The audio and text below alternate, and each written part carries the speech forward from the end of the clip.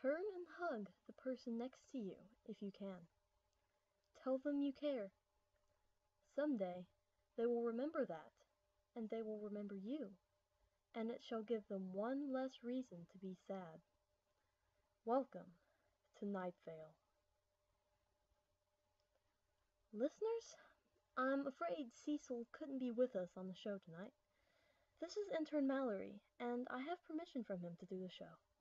I'm sure he'll be back tomorrow, so don't worry too much. He is alright.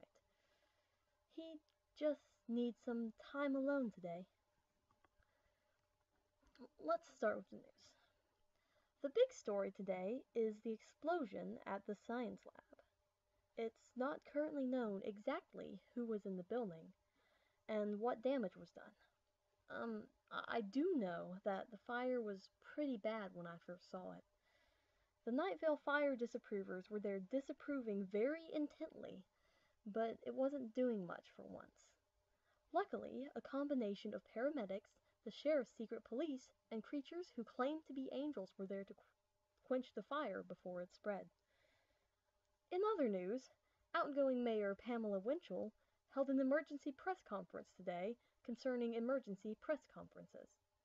She said that emergency press conferences should definitely always be attended because they are emergencies. She also said that regular press conferences should also be attended because she is the mayor and has important things to say, and also enjoys making sure reporters know what she is having for lunch. The reporters that are still regularly attending her all-too-common press conferences groaned noisily. One in the back shouted, "I have a life, you know." She made a point of ignoring him. And now, a word from our sponsors. You are running. Red is leaking from your veins. You run. Golden sand flies in your eyes, making you squint. Green moss on rocks you do not see make you trip and fall. You try to scream, but no sound comes out of your mouth because blue water is rushing over you. You swim to the surface, only to be greeted by a harsh, nondescript purple everywhere. Having nowhere to go, you reach into the purple. You taste candy in your mouth and smile. Skittles, embrace the rainbow. I think someone called the station on the phone that I usually answer while Cecil is on air. The red light is blinking. Nobody's here to answer that right now. It's just me. The intern is talking right now. We only have one of those. Sorry if that was important. Back to the story on the explosion. My girlfriend just texted me and she says that they found at least 4 people dead in the rubble. That's really sad. If they turn out to be someone you care about, listeners.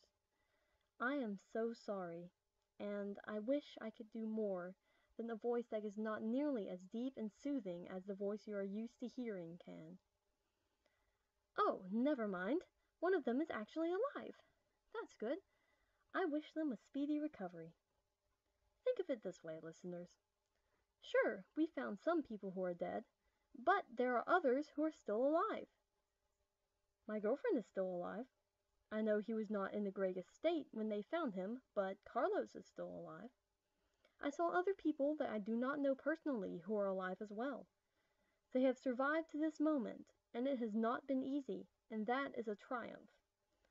On that uplifting note, it's time for the weekly horoscope. Aries, it's likely that you are a ghost right now, roaming the earth with little to no emotion left.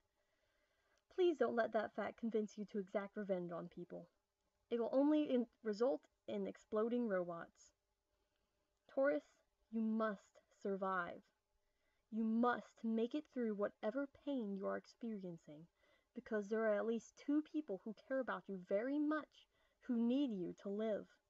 You can do it. Gemini, keep it up. That's all it says. Good on you, Gemini. That's a short and confidence-instilling horoscope. Cancer, stop it. Seriously, stop baking cakes.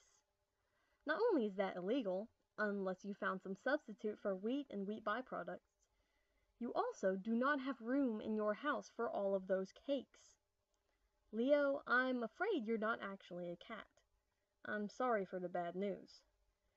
However, this does mean you can own a pet cat, so that's good, right? Virgo, don't be scared. You're going to rock those tattoos. Piercings, too. Get them all. You'll be fine. As long as they're done professionally, that is. Libra, you're doing a good job today. I know it's different from what you're used to, but you're doing great, and everyone who matters thinks so. Scorpio. Okay, I seriously can't read this. Sorry. I don't think I'm allowed to make it up. I see something in there about spiders. That makes sense. Scorpio, spiders? I hope it isn't a curse. Anyway. Sagittarius, stop sweating. It's kind of really gross. You should find some medicine for that. Seriously, that's not healthy.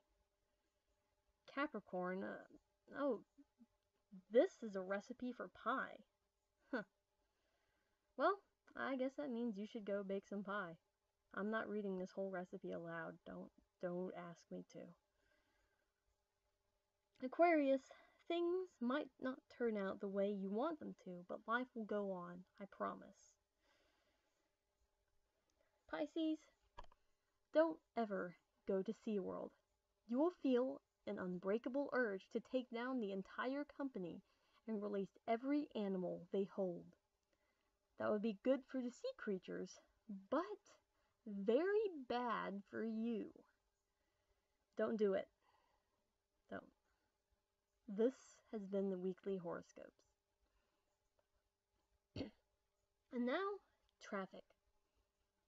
There are 2 people in the car on the road. They are nervous. I don't know why they are nervous. They are not nervous because they are in a car on the road. They are heading somewhere important, and they must get there.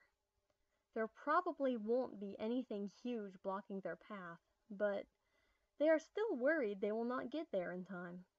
In time for what? I don't know. Neither do they. Yet they still worry, as we all do, some more than others.